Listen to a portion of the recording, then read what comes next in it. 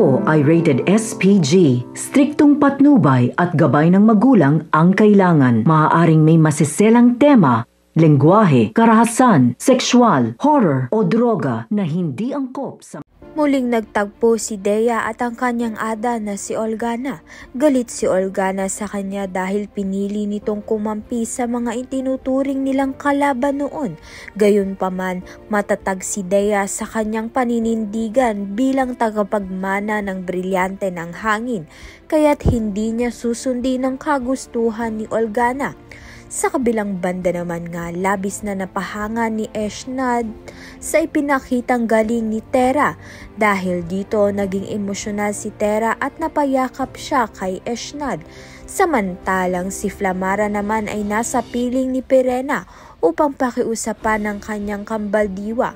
Ngunit tila hindi naging madali ang kanilang gampanin at ngayon nagbalik na rin ang bagong henerasyon ng mga sangre, kasama na nga nila ngayon ang kambaldiwa nila na nagsilbing dagdag lakas at kaagapay sa kanilang pakikipaglaban.